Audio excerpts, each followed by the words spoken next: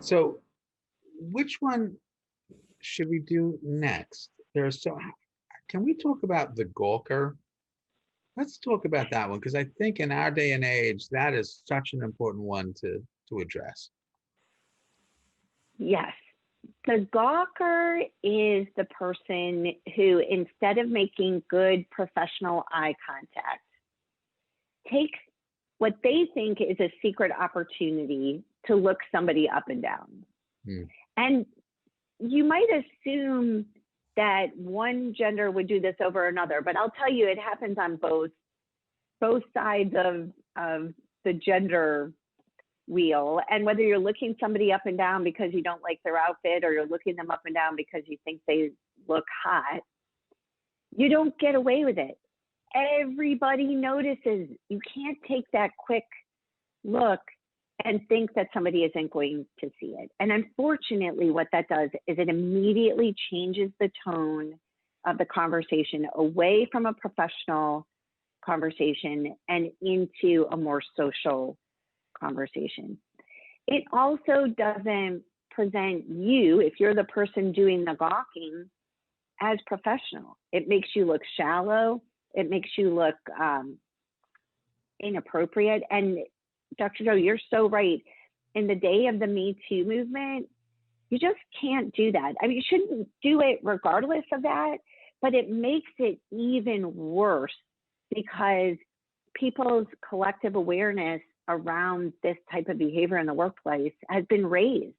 And if you're doing it now, that means you're not even listening to the general cadence of the world and how to be respectful to others, regardless of gender, in the workplace. Yeah. And that's so important. Again, these little things, and that's what this book is about, how these little things can have these really big effects. And sometimes people just, you're not thinking. If you're in a job interview, you've got to be thinking and sharp and aware of what's going on because that's what they're looking for, right? You want somebody who's aware and cognizant. So that eye contact, go on. Well, I was going to say, paying attention, we practice so much on the words that we're going to use, and we forget about our body language, our facial expressions, even the tone of our voice. Yet those are the things that drive another person's perception. And only after they're making assumptions based on those elements do they actually listen to the part we prepared, which is the words. So raising awareness around these behavioral components is an important part of why I put the books together, to help people be aware of more than just the words that they're preparing, but preparing their whole self for that interview. Absolutely. Tom, you've got a story you want to add to this. Yeah, we got one on the Facebook comments. Street Thomas says, funny story. I had a friend whose father hired 2 Nobel laureates in physics and medicine. He said he had to overlook the wrinkled shirts, bad hair, etc. Yep. There is a link, isn't there? There is. I mean, sometimes people are oblivious. And that actually, let's get down to that one, the downlooker.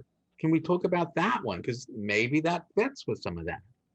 What's the downlooker? The downlooker is that person who is more introverted, shy, and is, when I'm saying the downlooker, they're looking down during the interview. They're not, if I were talking to you right now and just looking down and answering the question, instead of looking at you with confidence and engaging. And that, the reason I included the downlooker was, one, for those that are shy and more reticent, to have the courage to look up and make that eye contact.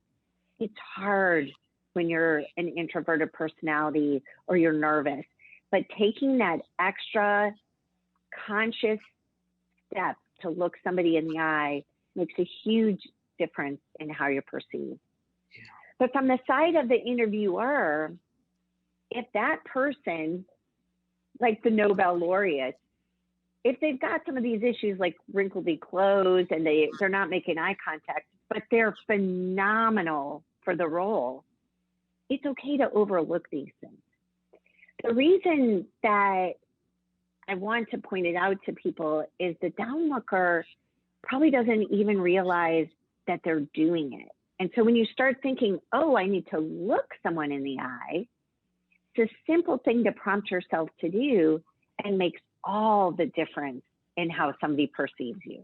Yeah, and I think some people don't really understand it, that they are oblivious to this and not necessarily Right. oppositional. And I can't help wondering whether these two Nobel Prize laureates, not to pigeonhole Nobel Prize laureates by any means, but some of these folks are just so tuned in to what they're doing that they're just not really aware of their impact on other people, but they're brilliant, clearly brilliant, and Asperger's is one of that group. Those folks are some of the most brilliant people I've ever met, but eye contact is actually painful for them.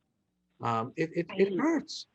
And so for me, when I'm working with a patient like that, I explain that you don't have to look at me. It's cool. I understand you're still paying attention. But so many human beings think if you're not looking at me, then somehow you're not paying attention, which means I'm less valuable to you, which feels disrespectful. And I want just people to remember that's an I am. Always doing the best we can. It's more interesting to figure out why they're doing it than worry why they're doing it. It's wonder instead of worry. It's so much more rewarding. The eye contact thing can get really awkward though, also. Yeah. Oh, yes. Contest. And then all of a sudden you realize I have no idea what they're talking about because I'm so focused on making eye contact. Yeah. Right. So So you have to be careful not to do the psycho stare, which is you're so focused on eye contact that you're not blinking, you're just staring the person directly in the eye. And it's okay to blink and look away, look down at your paper. Just don't stare at your paper. And a couple pieces of advice. If you notice post-COVID, when you're talking to people and they're backing away from you, there's a good chance you're giving them the psycho stare and it's making them uncomfortable because they can't figure out why you're just so focused on them, so intense. It makes people distrust you and feel, as you said, Mark, awkward. Stretch the canvas, brush with madness. Is it sadness or just a show that